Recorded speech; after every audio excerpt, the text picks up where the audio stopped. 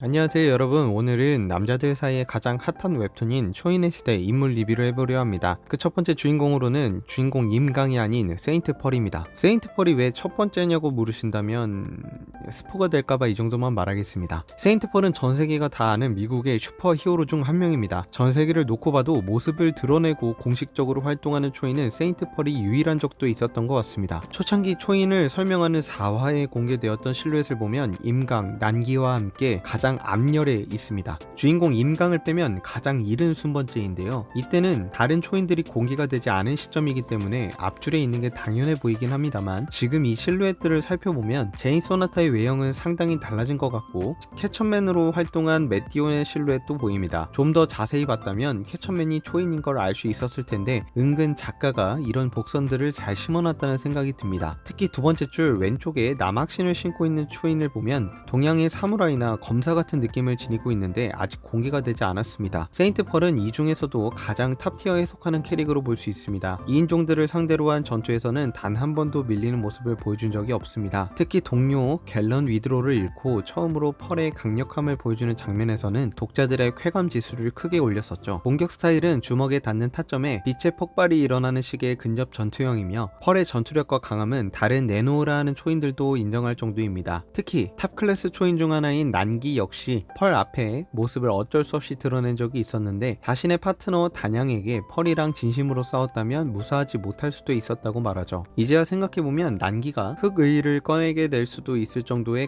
강력함이라고 해석할 수 있을 것 같습니다. 펄에게 진다라는 의미보다 해석이 좀 더 넓어졌죠. 제인 소나타와 펄은 이반에게 자신의 전력 8하를 써야 할 정도의 거물들로 표현을 합니다. 이것에 대한 재해석은 처음에 이반이 세인트 펄의 힘을 눈으로 직접 보지 못했기 때문에 자만한 것이라 생각합니다. 지금 상황에서 제인, 펄의 조합은 이반의 총 전력과 거의 대등하며 승부를 장담할 수 없는 수준이라고 봅니다. 이반이 물량전으로 승부한다 쳐도 제인 소나타가 있기 때문에 충분히 커버가 되니까요. 펄은 초인을 한방 컷하며 이반의 자만심을 박살냈고 다시 한번 명대사를 날리며 독자들이 펄의 매력에 빠지게 만듭니다. 이반은 펄이 태양의 가호를 받는 존재라고 말합니다. 즉 태양의 보호를 받는다는 것인데 초인의 존재의 근원의 실마리를 살짝 풀어준 듯한 느낌입니다. 다만 이것만 봐서는 다른 초인들도 해당이 되는지는 알 수가 없죠. 펄은 독에도 일정 부분 면역이 있으며 자체 치유력도 상당하다는 것을 보여줍니다. 임강만큼은 아니지만 내구력과 회복력이 미쳤습니다. 사실상 초인으로서의 상징성과 강력함, 탁월한 리더십으로 인해 가칭 초인연합의 리더가 될 가능성이 매우 높습니다. 펄과 제인은 한국의 원조를 가는 도중 2인종의 고위 간부인 판을 만나게 됩니다. 초인의 최고 전력 2명을 동시에 상대하는 판도 무섭지만 이 둘이 모두 죽는 경우 꿈도 희망도 없는 세계관이 될 수 있기에 아마 모두 살아서 한국에 도착할 겁니다. 펄과 제인이 판을 어떻게 제압하고 한국에 도착할지 기대해보며 세인트 펄 인물 리뷰를 마치겠습니다. 감사합니다.